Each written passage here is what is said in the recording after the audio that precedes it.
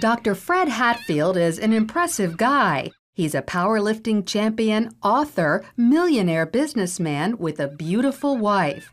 But he'll tell you his greatest accomplishment is killing his cancer, just in the nick of time. The doctors gave me 3 months to live because of widespread metastatic cancer in my skeletal structure. 3 months. 3 different doctors told me that same thing. It's a horrible, horrible feeling to have someone tell you that the person that you love only has 3 months to live and you're not going to be with him anymore. While Fred was preparing to die, he heard about an anti-cancer diet, also known as metabolic therapy. With nothing to lose, he gave it a try and was shocked when it actually worked. And the cancer was gone, completely.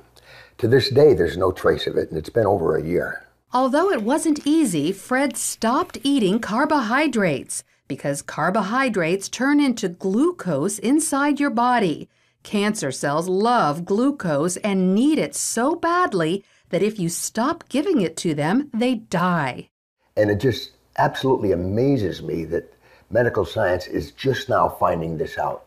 Fred's recovery was not a surprise to Dr. Dominic D'Agostino. His team of scientists at the University of South Florida study metabolic therapy. When they removed carbohydrates from the diets of lab mice, the mice survived highly aggressive metastatic cancer, even better than when they were treated with chemotherapy. We have dramatically increased survival with metabolic therapy. So we think it's important to get this information out. And it's not just lab mice. He's also seen similar success in people, lots of them. I've been in correspondence with a number of people, probably at least a dozen people, and over the last 1.5 to 2 years, and all of them are still alive, so despite the odds. And so this is very encouraging. All cells, including cancer cells, are fueled by glucose.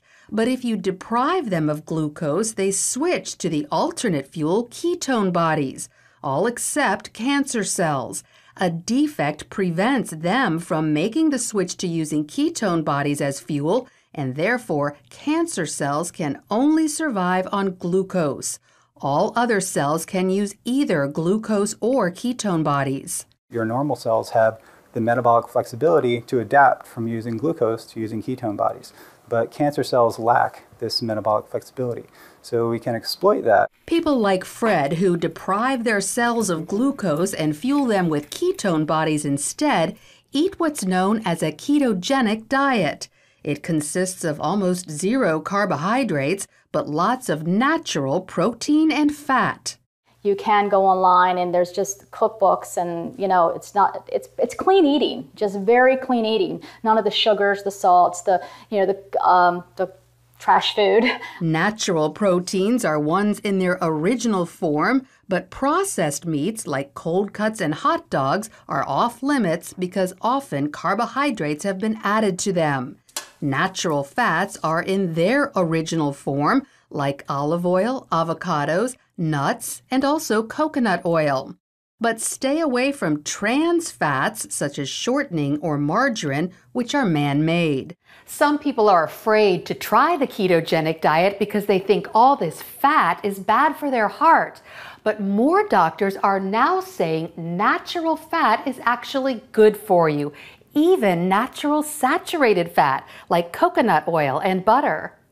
Doctors like cardiologist Stephen Sinatra. Is cholesterol the major cause of heart disease? Absolutely not. In his book, The Great Cholesterol Myth, he says the real cause of heart disease is inflammation, which comes from eating too many carbohydrates. We need to coach our patients and empower them about the dangers of sugar. Unfortunately, they're not hearing that. They're hearing the converse, the dangers of fat. Fat is healthy for you, as long as you avoid trans fats. So by cutting back on carbohydrates and eating natural fats and proteins, you could improve your heart health and even wipe out cancer. Lori Johnson, CBN News.